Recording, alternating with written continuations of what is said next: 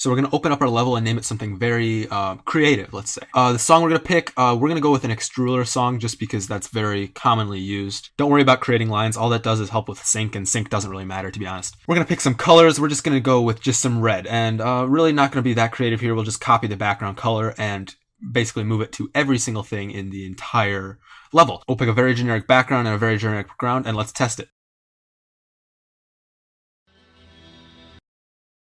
Okay, so it's a very good start. In order for it to get featured, you need something in the level.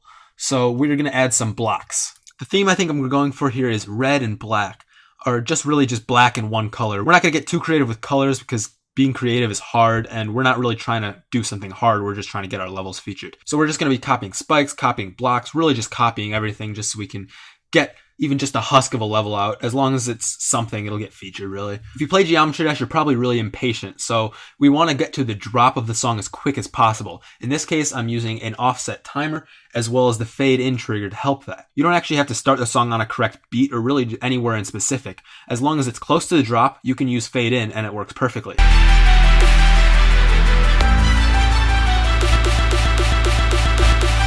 Every featured level has one kind of unique thing that lets it stick out from the rest, just enough for you to get noticed. Not enough to be good, but just enough to get noticed. In this case, we're using these gears with this red and black coloring, which I think looks kind of cool. Really just spam the crap out of these. That's all you need to make a good level.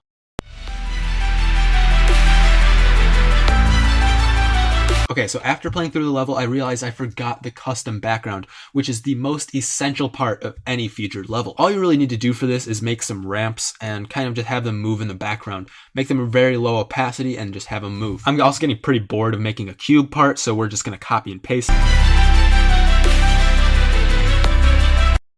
Okay, so if you notice there, after I hit the yellow jump pad, the sync doesn't really match up to anything next. Like I couldn't put a ship portal there just yet because it doesn't go with the music. Rather than fixing this by building more, you can be lazy and put blue jump pads to the very end to carry it out to the next part. Okay, so we're going to do the ship part next, and I think I'm going to get a little creative for this one. I'm just kidding. Copy and paste the cube part and paste it on the top and bottom of the screen. Make sure to move the gears so the level is only 2 or 3 stars difficulty. This will ensure that not only will your level get featured, but it will also get daily. Change the colors so it looks like we did something. We'll add that cliche Mario font and put our nickname at the very end of it just so we know whose level it is. Of course, don't forget the custom background. Maybe just use a different material. You really don't have to alternate anything else. You're also going to want to use the same pattern that every featured level does. That is, ship, then halfway through the level, you turn it upside down, and then once the beat changes again, you go to UFO, and then you go upside down again. Ships and UFOs are pretty much the same game mode, so you can literally just copy and paste everything from the last game mode and do a little bit of alterations just so it looks a little bit different. We'll add a ton of blue jump pads just so we can get to the end of this part as well. And of course, since this is going into the drop, the next part has to be a 3x wave mode. So I'm cutting to after I built this wave part just because it took me over 8 hours to build this and some of the footage got corrupted. I had a lot of issues getting creative, and the best thing I came up with was just sort of this checkerboard design between 2 of the most generic blocks in the game. One of the techniques I found that works the best when creating featured levels like this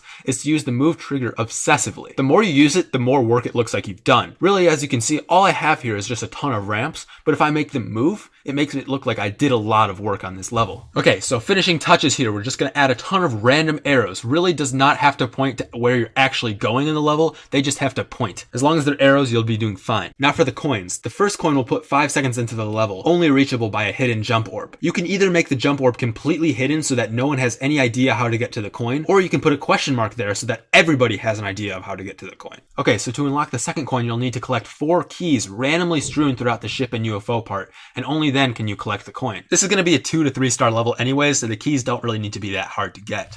Final coin we'll put on the wave part, just an alternate path in order to get it. This is extremely easy to do, and it's a pretty generic coin that everybody's expecting. I spent 30 minutes Googling how to use the create lines button, and I finally figured it out. You can use this to sync levels. So for this, we're going to use just very basic sync, in which case all we're going to do is background flashes. So then get all these lines in and then put a background flash every single beat. And our level's done. Let's admire our work, shall we?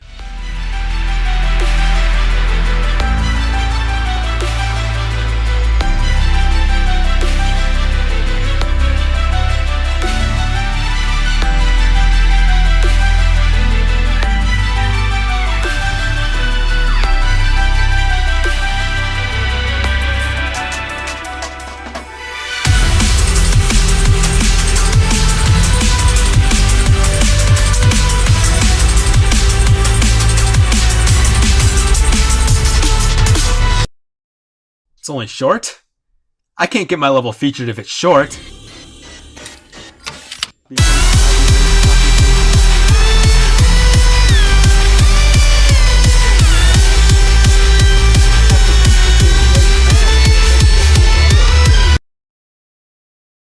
My masterpiece is completed.